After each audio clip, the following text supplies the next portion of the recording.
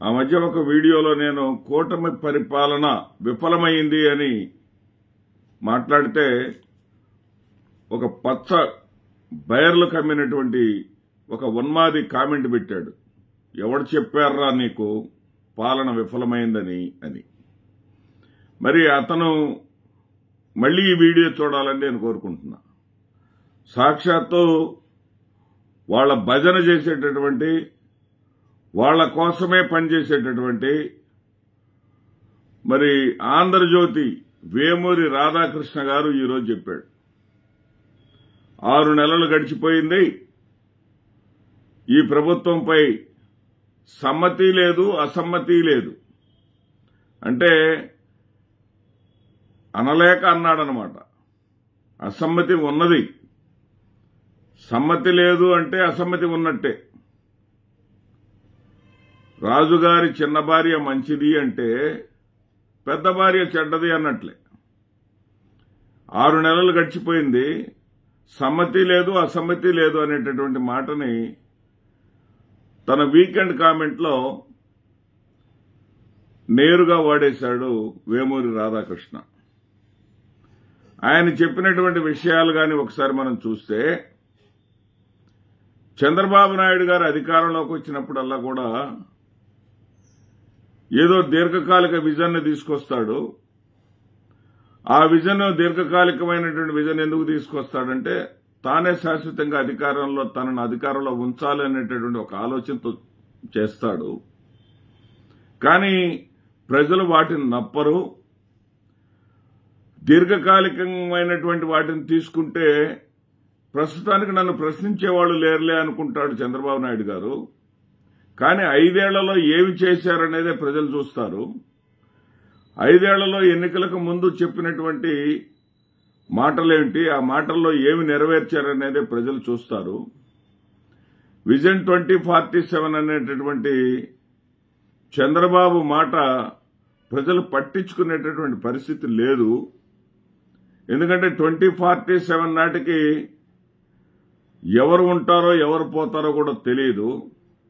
నీ చేతుల్లో లేని, నీ కంట్రోల్లో లేనటువంటి అంశాన్ని ప్రజలు అంగీకరించరు అనేటటువంటి విషయాన్ని వేమూరి రాధాకృష్ణ గారు చెప్పారు. అదేవిధంగా హడావుడి తప్ప పరిపాలనలో పసగాని పట్టుగాని లేదు. పరిపాలనలో ఒక లక్ష్య సాధన గాని అలాంటివి అంశాలేమీ లేవు.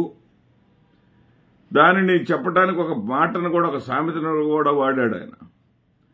క్షణం తీరిక లేదు, దమ్మిడి ఆదాయం లేదు అన్న విధంగా పరిపాలన ఉంది అన్నారు. అంటే హడావుడి చేస్తున్నారే కానీ ఆదాయ సృష్టి లేదు, సంపద సృష్టి లేదు. మీరు చేస్తున్నదంతా హడావుడి తప్ప వాస్తవంలో దానివల్ల కలుగుతున్నటువంటి ప్రయోజనాలు గాని, ఫలాలు గాని కళ్లకు కనిపించటం లేదు. హంగామా అంతా, హడావుడి అంతా కూడా మీడియాలోనే కనిపిస్తుంది తప్ప వాస్తవ రూపంలో ఏమీ లేదు అనేటటువంటి విషయాన్ని వేమూరి రాధాకృష్ణ అంగీకరించాడు.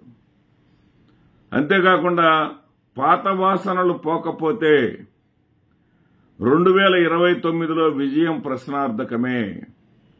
పాత వాసనలంటే ఏంటి? చంద్రబాబు నాయుడు గారు ఎన్నికలకు ముందు చెప్పిన మాటలన్నింటినీ కూడా అటకెక్కించేసి గట్టున పెట్టేసి, నేను అలా అన్నానా, అలా ఎప్పుడన్నాను, ఇలా ఎప్పుడన్నాను అని ప్రజల్నే బెదిరించేటటువంటి స్థితికి ఆయన వస్తాడు. అలాంటి పాత పద్ధతులు, పాత వాసనలు గాని పోకపోతే మీకు కష్టమే. కలెక్టర్లు కూడా నిజాలు చెప్పట్లేదు. తల్లికి వందనం గురించి రాష్ట్రంలోని విద్యార్థుల తల్లిదండ్రులు మొత్తం కూడా ఆశగా ఎదురు చూస్తూ ఉంటే ఆ విషయాన్ని ఒక్క కలెక్టర్ కూడా చంద్రబాబు నాయుడు గారి ముందు చెప్పలేదు అన్నారు. చెప్పరు. రాధాకృష్ణ గారు, మీరు అనుకుంటున్నారేమో చెప్పాలి అని. కలెక్టర్లు ఎలా చెప్తారండి? అదే కలెక్టర్ల సమావేశంలో చంద్రబాబు నాయుడు గారు ఏ కలెక్టర్ అయితే ధైర్యం చేసి చెప్పడానికి ముందుకొచ్చాడో ఆ కలెక్టర్ మీద విరుచుకుపడతాడు. అలాంటి ఉదంతాలు మనం గతంలో ఎన్ని చూడలా? ఎవరన్నారయ్యా నీతో? ఏ తల్లి వచ్చి అన్నది? ఏ విద్యార్థి వచ్చి అన్నది అని ఆ అభిప్రాయం చెప్పినటువంటి కలెక్టర్ మీద ఎదురుదాడి చేసేటటువంటి మనస్తత్వం చంద్రబాబు నాయుడు గారిది. ఆయన ఎన్నికల ముందు ఏదో చెప్తాడు, తర్వాత సంక్షేమం అంటే ఆయన గిట్టదు, సంక్షేమానికి దూరంగా ఉండటం అనేది అతని యొక్క నిజమైనటువంటి ప్రవృత్తి.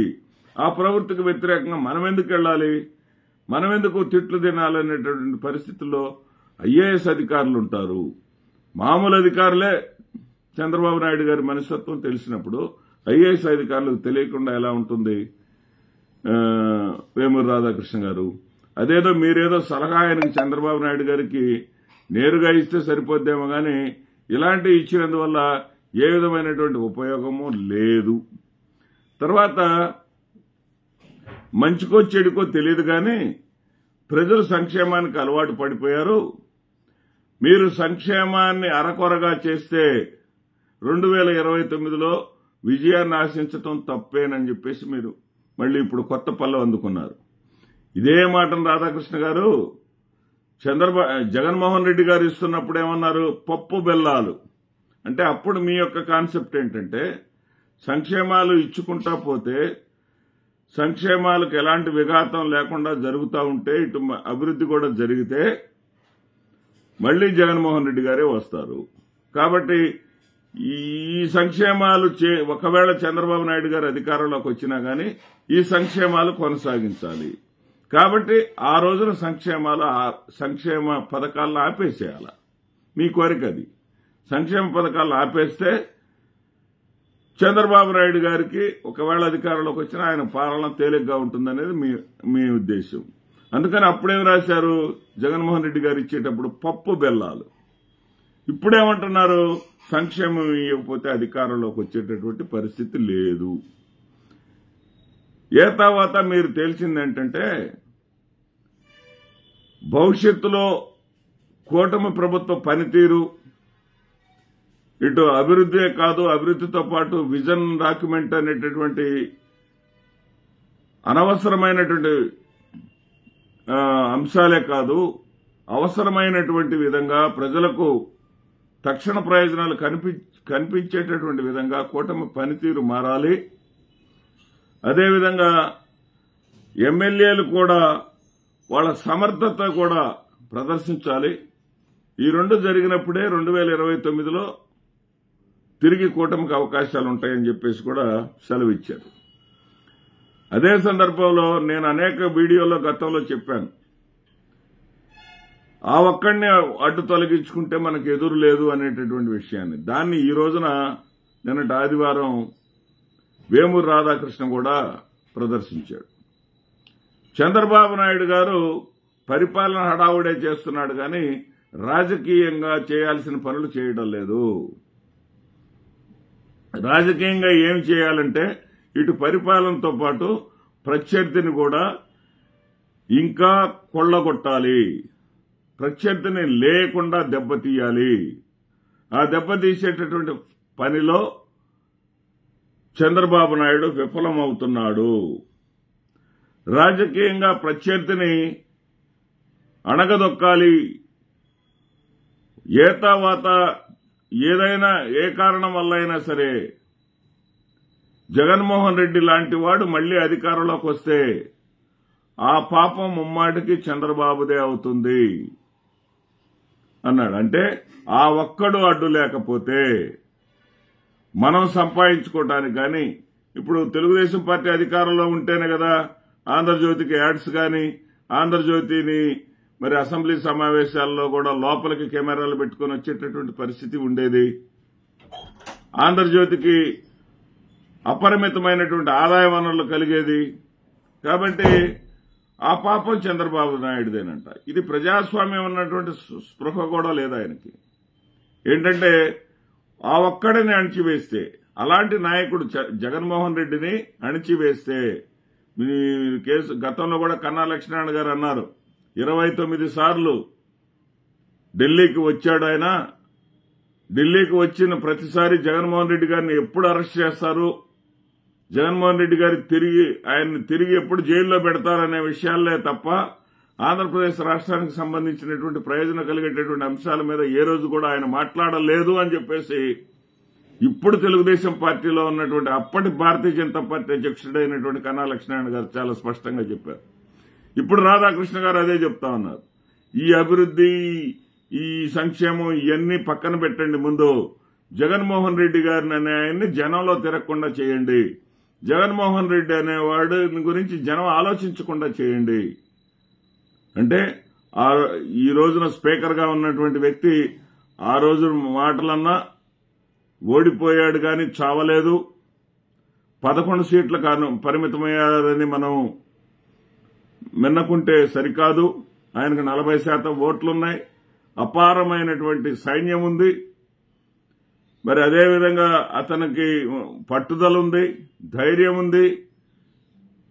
ఎలాంటి పరిస్థితులైనా సరే ఎదుర్కొని తిరిగి నిలదొక్కునేటటువంటి దమ్ము, ధైర్యం అతనిలో ఉంది. కాబట్టి జగన్మోహన్ రెడ్డి అనే వాడిని పూర్తిగా అణచివేయాలి, తొక్కివేయాలి అనేటటువంటి సలహాని ఈ రోజున వేమూరు రాధాకృష్ణ చంద్రబాబు నాయుడు గారికి ఇస్తున్నారు. అంటే ఆ ఒక్కడో లేకుండా ఉంటే మనమే ఆబగా ఉండొచ్చు, మనమే పంచుకోవచ్చు, మనమే దండుకోవచ్చు, మనమే దోచుకోవచ్చు, మనమే దాచుకోవచ్చు అనేటటువంటిది బహుశా వేమూరు రాధాకృష్ణ గారి విధానం అయి ఉంటుంది. ప్రజలు ఇప్పటికైనా సరే ఆలోచించండి, ప్రజలు వాస్తవాలని తెలుసుకోండి. వాస్తవాలు తెలుసుకొని ఈ రోజున అసంతృప్తి లేదు, అదేవిధంగా సంతృప్తి కూడా లేదు. ప్రభుత్వం మీద పెట్టుకున్నటువంటి ఆశలను